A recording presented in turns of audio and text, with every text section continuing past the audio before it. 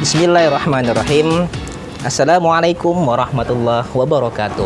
Waalaikumsalam warahmatullahi Kita kembali dalam acara ngopi, ngobrol penting Institut Darul Quran atau IDAQUM. Hari ini kita akan mengadakan ngobrol-ngobrol santai, berbicara tentang sodaqoh dilihat dari sudut pandang ilmu tasawuf dan ilmu fikih. Nah, sekarang kawan-kawan, di sini ada salah satu ulama, salah satu dekan di Institut Darul Quran di Fakultas Usuluddin, Bapak Dr.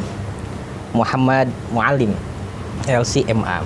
Sad, ini menjadi obrolan sangat penting, terutama membuka hasanah wawasan kepada kita semua bersama, terutama umat muslim. Saya sedikit mengutip salah satu hadis di dalam kitab Tangkihul Qaul. Ma min abdin min julusaka fi majalisin ilmi la taktubun wala qalamun wa khairul laka alfas sana. Hadis ini menceritakan tentang pentingnya seorang muslim dalam menuntut ilmu dibandingkan dengan sholat sunnah 1000 rakaat bahkan lebih. Nah, walaupun dalam tafsiran maupun dari Asbabul Wurud ini menceritakan tentang kepentingan umat muslim dalam kewajiban dalam menuntut ilmu, walaupun dalam menafikannya bahwasanya kita tidak mengecilkan nilai dari manfaat sholat sunnah itu sendiri. Akan tetapi kita tahu bahwasanya hadis ini menggambarkan bahwasanya ada seorang yang alim yang tertidur dengan orang yang sholat sunnah tapi tidak memiliki ilmu. Dalam memahami agama itu sendiri, terkadang kita harus memahami maqasid atau tujuan dari beragama. Nah, kita tahu sekarang ini bersedekah merupakan salah satu instrumen maupun fikih yang terjadi di masyarakat dan menjadi perdebatan tentunya. Ada banyak sekali bagaimana cara-cara untuk menyampaikan bersedekah atau mentarbiyah seseorang muslim untuk bersedekah. Nah, menurut ilmu tasawuf itu sendiri, Ustaz, bagaimana bisa menjawab hal tersebut? Oh ya, jadi sebenarnya kan gini ya, orang sekarang kan trennya mengikuti sunnah ya. Sebenarnya dalam sunnah Rasul itu tren sedekah itu luar biasa sebenarnya ya. Nanti dari sunnah Rasul itu kemudian dikembangkan menjadi beberapa kategori lah. Ada yang kategorinya fikih ya, fikih yang mungkin standar ya. Fikih itu kan tentu amaliyah yang standar normalnya masyarakat muslim itu fikih ya. Jadi kayak aturan SOP dalam bersedekah itu SOP-nya ini fikih. Tetapi lebih dari SOP itu nanti masuknya di ranah-ranah tasawuf ya. Karena kita tahu kalau fikih nanti akan berkaitan dengan rukun Islam ya. Betul. Pengkajian rukun Islam. Betul. Sementara dalam hadis kita sudah tahu bahwa ada rukun Islam, ada rukun iman, dan ada yang satunya ihsan ya. Betul. Nah, ihsan ini sudah lebih dari yang diminta ya. Ibaratnya gini loh, kalau Anda disuruh kuliah itu kasarannya datang pada waktunya, pulang pada waktunya, itu fikih ya. Anda misalkan kuliah jam 7 pulang jam 12 itu fikih banget. Tapi kalau Anda datang jam 6 pulang jam 4 sore misalkan, itu udah ranahnya udah ihsan. Jadi belajarnya lebih ya, belajar lebih. Nah, dalam sedekah juga sama. Sedekah kalau dalam diskusi fikih kita tahu ya, orang sedekah tentu ada aturannya berapa maksimal orang diizinkan atau di standarnya orang sedekah itu berapa dari harta yang dimiliki. Setelah dibagi tentunya ya, setelah dibagi sedekah yang wajib dan sedekah yang sunnah ya. Kalau dalam fikih nanti kan ada sedekah wajib, sedekah sunnah ya. Tapi kan dalam ilmu tasawuf bisa jadi sedekah itu ya bisa dikategorikan bukan hanya sunnah tapi lebih dari itu. Meskipun sebenarnya kita nggak boleh mengatakan itu wajib semua ya. Kalau kita lihat dari strategi Rasul dalam bersedekah itu kan sangat berat untuk dilakukan orang-orang yang sekarang trennya ngikutin sunnah Rasul. Oh, betul Ya kan? betul sekali. Rasul itu kalau dalam kisahnya Aisyah kalau nggak salah ya, dikatakan Rasul itu selalu gelisah kalau di malam hari masih ada uang yang ada di dalam genggamannya gitu kan. Coba orang sekarang ada nggak yang kira-kira gelisah misalkan ya. Jadi ketika masih punya duit di ATM itu gelisah, terus pengen kapan ini saya bisa ngabisin duit gitu kan ya. Jadi Rasul itu sebelum tidur diusahakan uangnya itu sudah tersalurkan semua. Nah, orang-orang seperti ini ada nggak di zaman kita sekarang? Waduh, rasanya cukup berat ya. Cukup berat. Memang itulah. Makanya kita itu kadang-kadang tidak akan mampu mengikuti sunnah Rasul secara 100%. Maka kemudian dianjurkan ikuti fikih lah, gitu ya. Ikuti fikih yang normal saja. Nanti yang kelasnya sudah di atas itu pilihan bagi orang-orang yang kelasnya sudah di kelas itu. Oke, Iya. berbicara fikih nih, Ustaz. Saya salah satu orang yang sangat senang mengkaji ilmu fikih itu sendiri. Berbicara mengenai amalia terutama berbicara tentang harta itu kan banyak instrumen ya. Ya. Ada yang saya bisa sebutkan, bisa ada yang kaku, ada yang bersifat lentur. Kaku itu seperti misalkan mawaris, di mana itu hanya segelintir orang saja mendapatkannya, terutama asbabul wurud maupun orang yang tidak termahjub. Ada juga nanti zakat. Zakat itu kan ada yang harus haul dan nisabnya, ya kan? Terus ada lagi hibah. Lalu ada instrumen terakhir adalah sedekah, di mana sedekah ini adalah ya salah satu instrumen hukum yang lebih fleksibel dan dapat dilakukan di mana saja. Dan besarannya pun variatif ya. Terkadang di Indonesia itu sendiri ketika kita punya uang 100, 50, 20, 10, 5.000 dan 2.000, ya kan? Pasti kita akan mensedekahkan yang paling kecil, tidak yang paling besar. Nah, sekarang ini di zaman yang milenial itu terutama ada sebaran-sebaran di di platform YouTube maupun TikTok maupun Instagram, ajakan untuk sedekah yang besar-besar dengan unsur paksaan itu sendiri. Gimana kalau menurut ilmu tasawuf itu, Ustaz? Ya, kalau tentu mengajak nggak boleh memaksa ya. Jadi sebenarnya, tapi tentu kalau dengan cara-cara memberitahu istilahnya mensupport dengan cara-cara yang benar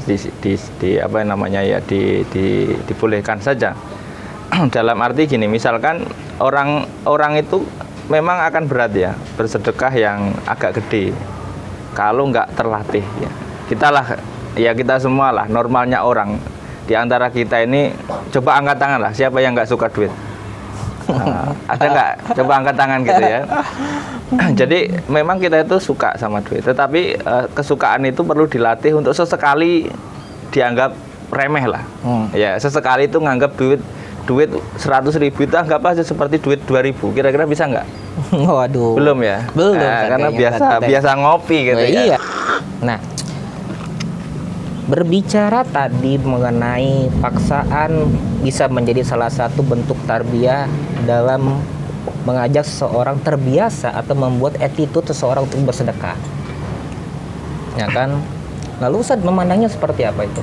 Ya, sebenarnya yang boleh memaksa adalah dirinya sendiri ya. Jadi memaksakan diri untuk melatih sedekah itu boleh ya. Tapi kalau memaksa orang lain tentu tidak dibenarkan ya.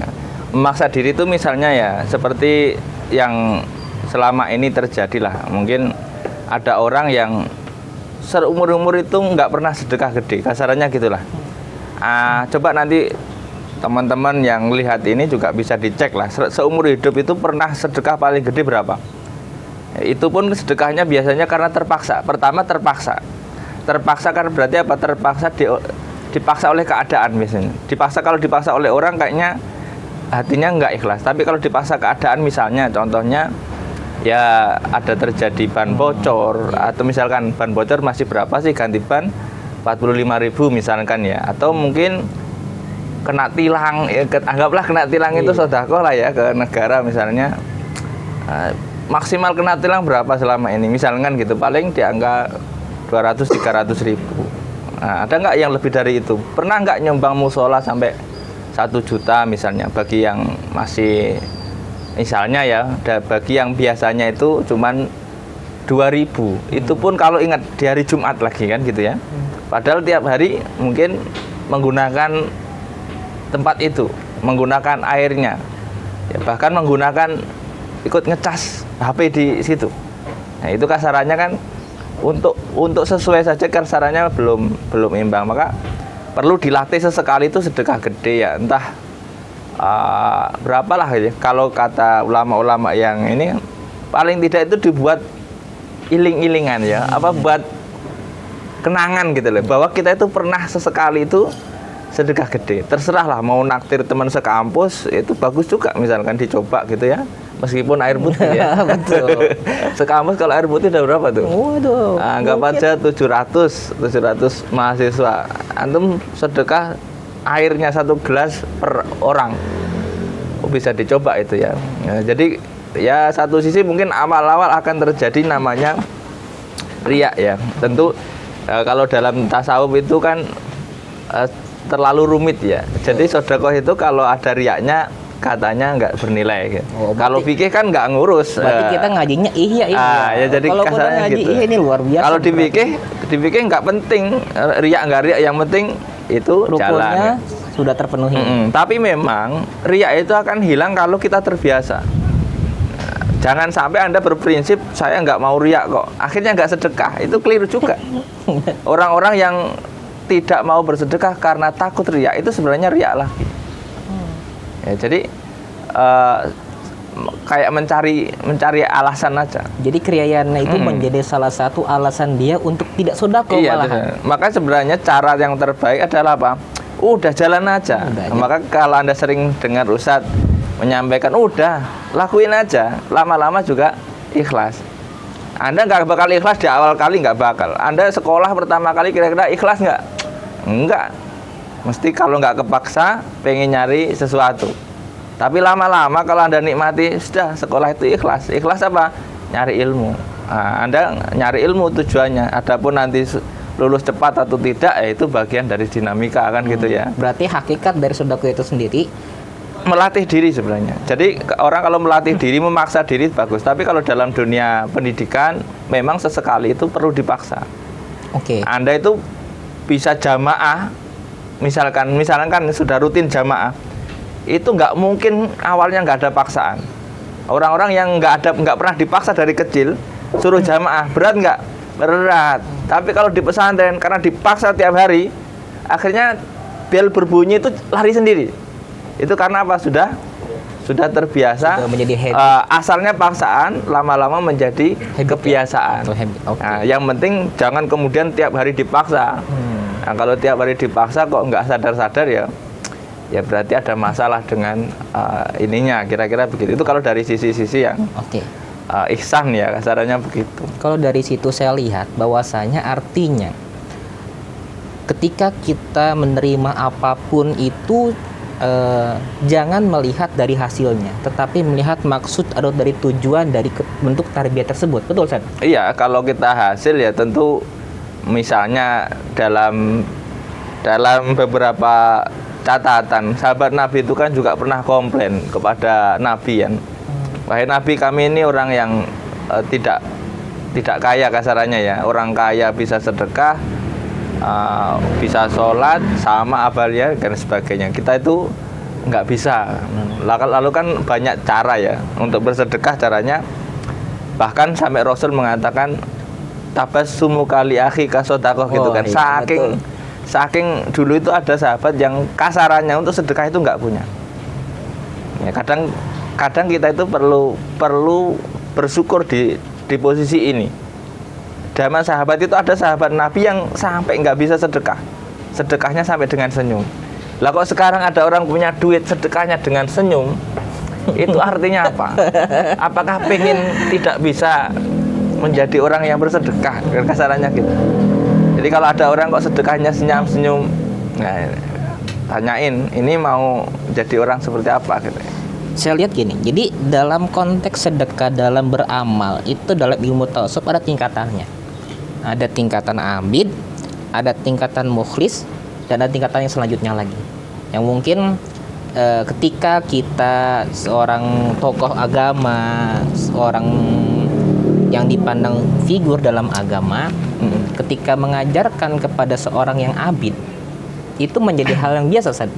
Dan Ya. paksaan itu sendiri boleh berarti. Jadi gini kan, jadi kalau dalam bersedekah itu kan ada orang berharap dari sedekahnya itu macam-macam. Betul. Pertama ada yang berharap itu langsung ya, orang sedekah diharapnya balasannya itu yang sama. Jadi kalau kita sedekah duit, pikiran orang itu dibalikan duit. Betul. Nah, itu namanya cara berpikir orang paling bawah.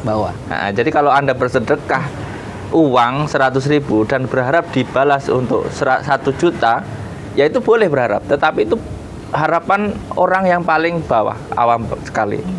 Lalu kemudian naik pada orang yang bersedekah 100.000 misalnya, berharap 10 kali lipat pahalanya. Itu yang mulai ke ranah-ranah fikih ya. Fikih. Nah, jadi sebenarnya begitu. Jadi Anda bersedekah 100.000 itu akan dikembalikan oleh Allah 1 juta kebaikan dalam bentuk pahala.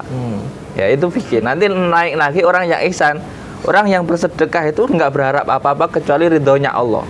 Itu udah beda lagi. Mukhlis jatuhnya. Nah udah. Jadi Katanya mukhlis ya. Anda cek aja kira-kira selama ini Anda bersedekah itu ngarepnya masih apa? Masih balik seperti orang mancing, ya boleh-boleh saja sih.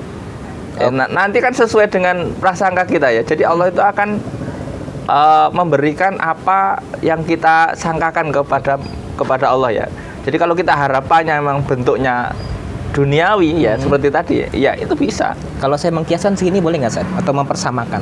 Ketika kita membangun sebuah rumah, fikih itu adalah landasannya. Ya kan, sedangkan tasawuf dan keikhlasan itu merupakan properti yang ada di dalam rumah tersebut. Ya. Mau rumah itu mau secantik apa, mau diwarna cat yang mahal seperti apa, berarti itu ada di ranahnya tasawuf. Ya kalau tasawuf sih cenderung ke aksesori ya sebenarnya Aksesoris. ya. Sebenarnya makanya pondasi dan tiang-tiang itu tetap fikih. Orang bertasawuf tanpa fikih akan bermasalah, rapuh sekali. Tapi orang berfikih tanpa tasawuf itu kaku sekali. Ya kayak rumah tanpa aksesoris ya. Anda lihat ya rumah tembok, kaca, rumah nggak ada seninya itu ya rumah kaku banget. Itu fikih. Betul. Makanya fikih harus dibalut dengan tasawuf supaya rumah itu indah. Tapi kalau tasawuf saja itu kayak dekorasinya saja, tapi dekorasi yang rapuh ya. Ini kita ngopi dulu, biar oke. nggak sepaneng. Kopi sudah sampai segini, nggak habis ini kenapa? Katanya kita ngopi kok. Iya. Kopi itu kan biar ngobrol biar asik, Ustaz. Ya, jadi nanti termasuk juga sejarah kopi itu kalau mau dibahas juga asik itu ya. Iya. Bukan kopi ini maksudnya sejarah kopi ya. Oke. Saat kita kembali lagi. Tadi ketika saya mengkiaskan atau mempersamakan ilmu fikih dengan ilmu tasawuf, tentu kita akan menarik sesuai dengan apa yang saya sampaikan tadi di sebuah hadis. Bahwasanya ketika kita menerima suatu ajaran dalam Islam itu sendiri, janganlah bersifat kaku. Iya, jelas. Orang kalau membawa Islam secara kaku dia akan kelelahan. Karena jelas dalam hadis Rasul sudah jelas. Islam itu sebenarnya lentur. Kalau dia ada orang membawa Islam secara kaku, dia nggak akan kuat. Maka pada saat-saat tertentu dia akan mengalami keretakan gitu. Apa namanya crash ya. Makanya kaku itu Anda lihatlah, kerupuk itu kalau terlalu keras, senggol dikit pecah. Oh, iya. Umat Islam juga sama. Kalau kita membawa umat Islam pada gairah kekakuan, itu kesenggol dikit pecah. Maka lebih baik yang agak lentur yang seperti rotan gitu ya. Lentur seperti rotan, tapi lentur jangan seperti lembek sangat kerupuk yang kena air juga enggak. Seperti permen ditarik kemana-mana bisa ya. Jadi kita lentur. Tentu kalau Anda lihat konsepnya Rasul itu, Rasul nggak sekaku orang-orang yang membawa nama-nama Rasul sekarang ya. Dibawanya terlalu kaku, bahwa harus begini harus begitu. Padahal Islam hadir itu memberi kelenturan dari kekakuan umat-umat sebelumnya. Dan keterlalu lembean umat-umat sebelumnya. Kalau Anda lihat ya, antara Yahudi, Nasrani dan Islam, mana yang lentur banget, mana yang kaku banget. Lalu Islam itu menjadi yang fleksi. Kalau saya sendiri gini, saya dapat membagi gini, ada syariat, ada fikih. Syariat itu bersifat ketetapan yang pasti. Sedangkan fikih itu memiliki kelenturan di mana disesuaikan dengan kondisi dan keadaan dengan maksud itu sendiri. Ya, kalau orangnya bisa ilmu fikih tentu Iya. cara memahami syariat itu dengan lentur. Tapi kalau orang tidak bisa memahami ilmu fikih ya jadinya syariatnya itu kaku ya, karena cara masaknya itu nggak pakai SOP. Nggak ada Ya, SOP. nggak ada Betul. qawaid fiqh, nggak ada usul fiqh ya. Jadi fikih ya. kayak Anda memasak mentang-mentang udah gede, udah mahasiswa kayak teman-teman ini, lalu ketika dimasakin sama ibunya nggak mau, saya mau masak sendiri, saya bisa masak sendiri. Gitu ya. Nah, lalu Anda masak sendiri dengan teori yang Anda dapatkan sendiri. Ya bisa jadi enak, bisa jadi nggak enak. Makanya hasil istiaknya orang-orang sekarang itu yang mencoba tidak bermadhab kasarannya, tidak mau ikut SOP-nya ulama-ulama dahulu, ya racikannya ada yang enak, ada yang tidak enak. Tapi cenderung kebanyakan tidak enak. Tidak enak. Karena terlalu kaku mungkin. Ya kayak orang masak seenak-enaknya orang pertama masak, ya paling masih kalah dengan orang yang sudah enak masaknya. Kasarannya sudah restoran yang terkenal lah, sudah chef lah, kelasnya kan beda. Nah, makanya sebenarnya lebih aman ikuti resep atau ikuti SOP, atau kalau dalam fikih ya pakailah usul fiqh, qawaid fiqh dari imam-imam itu. Karena Anda pakai itu saja, Anda mau masakan model apa sudah ketemu. Sama-sama sotonya lah, soto Betawi, Lamongan, Makassar, Banjar, apalagi ya. Itu kan sebenarnya sama bahannya, cuman hasilnya beda dari dikit, beda tapi intinya sama. Fikih juga sama nanti kan gitu. Hukum itu antara imam satu dan imam yang lain nggak jauh beda. Pokoknya tetap sama. Hanya mungkin seninya ada seni-seni khas lah kira-kira begitu. Nah, sedikit saya tadi berbicara syariah. Contoh gini, salah satu syariat adalah sholat 5 waktu. Ya kan? Sholat subuh, sholat zuhur, asar, maghrib, dan isya. Tetapi ada kondisi, ada rukhsah di situ. Ya betul kan San ya? Contoh, ketika kita dalam perjalanan tuntut ilmu dan lain sebagainya, kita bisa menjamak, bahkan bisa menjadi jamak qashar juga, diringkas dari 4 jadi 2. Nah, berbicara tadi melihat dalam kondisi kita saat ini, ya kan, di mana masyarakat Indonesia mulai menafsirkan pemahaman mereka kepada arah-arah yang kurang tepat sebetulnya. Mereka tidak melihat dari adanya pentarbiahan itu sendiri atau pendidikan dari adanya sodako itu sendiri. Gimana menurut Ustaz itu? Ya sebenarnya kan dalam syariat itu kita sudah diajarkan sodako ya, karena ayatnya kan jelas dalam Al-Quran itu. A'udzubillahi minasyaitonirrajim. Bismillahirrahmanirrahim. Innama sodaqatu lil fuqara, itu kan jelas ya. Nah, itu kan ayat yang saya kira fikih banget ya. Innama sodaqatu lil fuqara, sampai dijelaskan penerimanya. Maka dalam tafsiran itu kan nanti diketahui bahwa sodaqah atau sodaqah yang dimaksud di dalam ayat ini adalah zakat atau sodaqah yang wajib. Nah, nanti kalau istilah-istilah dalam Quran, maka makna sodaqah itu akan mempunyai makna yang beberapa ya, beraneka ragam ya. Tinggal dilihat konteks penerimanya. Kalau konteks penerimanya itu jelas, maka sodaqah ini wajib. Karena penerimanya juga jelas. Tapi kalau penerimanya itu luas, tidak termasuk dari golongan yang ini, maka sodaqahnya menjadi sodaqah yang sunnah ya. Gimana San? Kalau kayak gitu, kalau lahirnya sekarang itu multi tafsir yang sangat luar biasa dan mengarah kepada, mungkin kalau saya bilang bukan mengarah ya, diarahkan untuk menjadi tafsiran mereka. Dengan padahal kalau kita lihat dari sudut pandang usul fikih dan lain sebagainya, bahwasanya secara Islam itu sendiri ada kelenturan, ada tujuan dari adanya pemaksa, saya bilang ya, bentuk pentarbiahan untuk orang semakin senang untuk bersedekah, tapi dalam bukan bentuk sedekah yang kecil. Ya, jadi kalau kita lihat dari tata cara Allah mengajak ya, atau menghimbau lah, sebenarnya itu kan halus ya. Karena kalau kita lihat sejarah diwajibkannya zakat itu kan turun setelah diwajibnya sholat ya.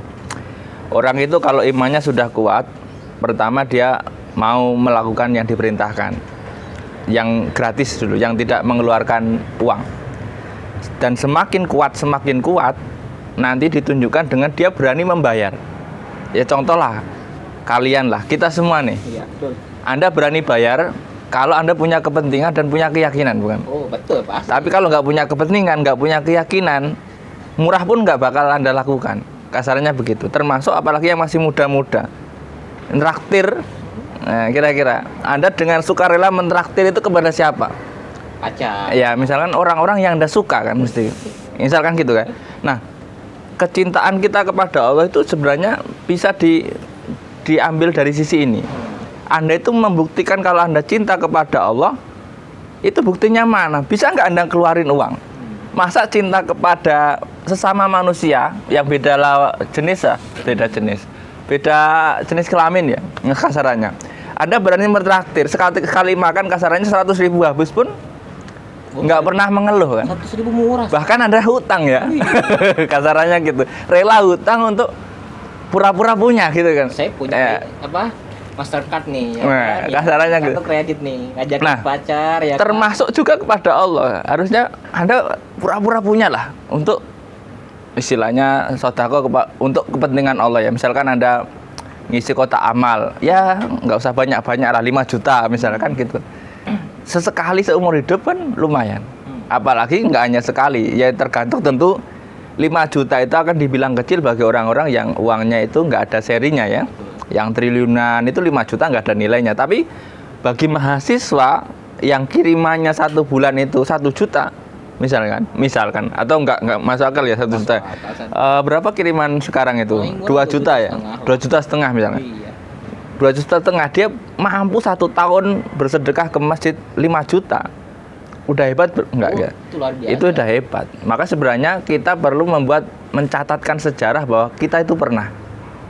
Tapi jangan sedekah sekalinya itu Anda foto, Anda dikasih sertifikat, lalu Anda foto, Anda pajang itu di mana-mana. Betul. Enggak boleh juga. Maksudnya sesekali Anda ambil untuk kampanye boleh, tapi yang lain-lain itu harusnya memang harus Anda tutup supaya itu menjadi benih yang bertumbuh kembang nanti di akhirat.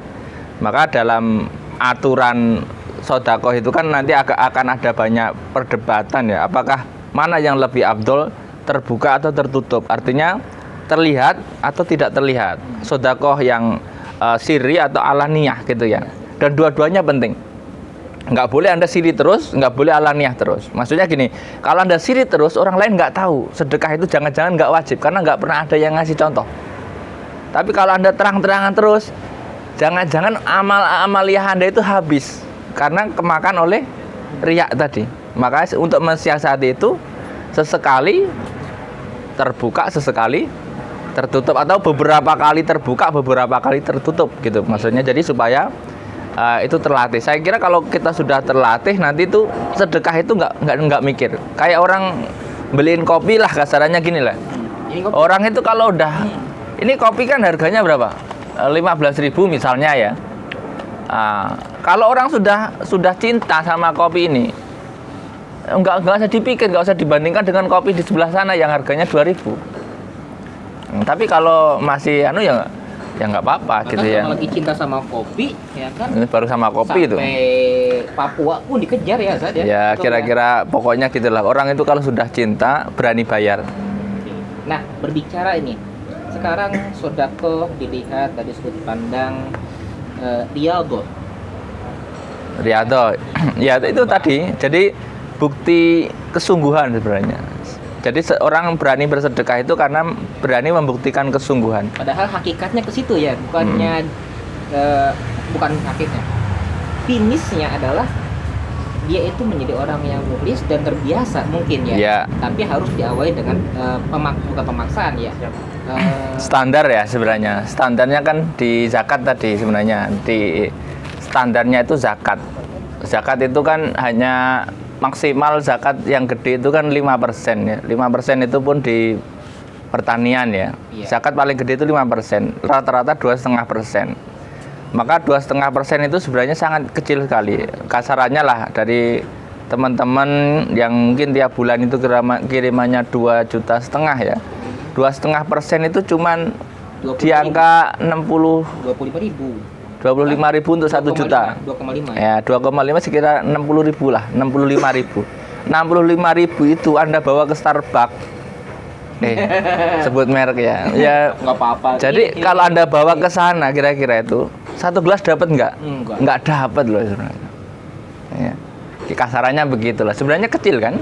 Makanya meskipun Anda sebenarnya belum berkewajiban mengeluarkan zakat. Wajib nggak mahasiswa? Belum, dia itu bukan hartanya dirinya, itu masih harta orang tuanya kan gitu. Tapi boleh nggak zakat? Ya boleh. Harus dilatih. Jangan kemudian nggak pernah zakat seumur hidup. Oke. Nanti nggak terbiasa. Walaupun kalau dalam konteks fikih nih, ada orang mau bayar zakat, padahal dia belum masuk haul dan nisabnya, ya kan? Walaupun dia niatnya zakat belum masuk nisab, maka secara pahala bisa masuk, walaupun bukan pahala, secara fikihnya bisa masuk, walaupun secara pahalanya bisa jadi pahala sedekah sebetulnya. Iya, betul kan? pahalanya sedekah, tapi dari sisi tarbiyah kan dia latihan untuk zakat. Supaya nanti ketika Anda punya harta yang gede, itu nggak harus dipaksa orang untuk zakat, karena udah terbiasa. Per 1 juta kasarannya 25.000, kan murah. Kalau 10 juta nanti Anda misalkan dapat hadiah menang lomba apa misalkan, atau jadi YouTuber yang gajinya misalnya nggak karuan, kan siapa tahu, nggak ada yang tahu kan. Yang YouTuber itu penghasilannya berapa, kadang yang paling gede di Indonesia itu berapa, miliaran ya. Itu tinggal duduk aja ya. Kasarannya gitu. Kalau nggak biasa zakat, itu ngitung zakatnya 1 miliar berapa? Kalau 2,5% ya sekitar 250 juta, 25 juta. Yang benar 2,5%. 1.000 juta. Zakatnya berapa? Anda harus tahu, ngitungin harus ada tabelnya, harus ada. Coba kalau 1 juta 25.000, 10 juta 250.000, 100 juta 2,5 juta, 1.000 juta 25 juta. 25 juta, cara ngitungnya begitu. Jadi siapkan 25 juta kalau penghasilan Anda itu 1 miliar per bulan. Mungkin nggak penting, yang penting ngayal dulu. Nah, jadi bisa ngitung zakatnya orang dulu. Nah, ini ilmunya udah ilmu hakul yakin. Iya, kayak orang ngitung duit di MBS gitu loh masalahnya. Yang penting hitung aja duitnya orang dulu. Soal nanti punya duit atau enggak, ya semoga punya kan gitu kan. Ya kasarannya gitulah. Kalau dalam di Darul Quran ini kan kita dilatih, udah coba aja latih ngitung yang gede-gede. Ngitung yang kecil mah nggak usah dibahas, itu mah nggak usah dipelajari. Ngitung itu yang mulai M, triliun gitu. Jadi nanti kalau bermasalah itu kira-kira bisa tahu solusinya bagaimana dan cara nyarinya gimana. Gimana? Masih kita lanjutkan ngopi kita atau kita ganti ngeteh ini? Ya, jadi kira-kira itulah ya, sambil ngopi saya tak makan roti juga, masa ya ngomong terus ya. Oke. Ini mungkin kajian yang sangat menarik dan kita bisa melihat sesuatu hal amalia-amalia kita dalam kehidupan kita itu tidak hanya dilihat dari sudut pandang yang lurus. Oke, kita terbuka sebenarnya dari para pemirsa. Nanti kalau ada komentar, ada sanggahan, ada silahkan ya, sampaikan saja, karena di sini kita bukan satu-satunya kebenaran ya. Jadi kita ini menyampaikan sesuatu yang selama ini kita tahu. Nanti kalau Anda nggak terima silahkan ajukan keberatan, atau kalau bisa sodorkan saja dalilnya ya. Silakan. Jadi biar kita itu terbuka, karena ini di akademik sah-sah saja ya. Anda boleh mendebat kami tentu dengan argumentasi yang sahih tentunya ya. Betul. Itu yang sangat penting yang harus kita bangun, terutama untuk umat Islam Indonesia. Segala sesuatu referensi hukum atau apapun itu harus ada tabayun, ya kan? Apakah ini tujuannya, ya kan? Apakah ini kemaslahatannya dan lain sebagainya. Tidak hanya melihat dari sudut pandang yang hanya lurus, tetapi bisa menyebar kemana saja, melihat dari teks dan konteks itu sendiri. Sebenarnya soal sedekah ini banyak sekali hadis-hadis. Bahkan ada hadis yang meriwayatkan bahwa Anda itu nggak usah mikir salah bersedekah. Misalkan gini, loh ternyata yang saya sedekah ini orang kaya, nggak usah dipikir. Yang penting itu niat Anda. Karena kita nggak tahu orang yang kita sedekah itu bisa jadi memang orang yang dengan bersedekah itu dia tersentuh hatinya untuk kembali bersedekah. Loh, saya ini orang kaya kok disedekahi. Oh, iya. Lalu dia bersedekah lagi. Kalau punya rasa malu ya. Ini konteksnya tuh sudah beda nih tingkatannya. Iya, jadi ada orang-orang yang sedekahnya itu seolah nyasar, tetapi dengan nyasarnya itu menjadikan dakwah. Disebut dakwah menjadi Dakwah. Betul.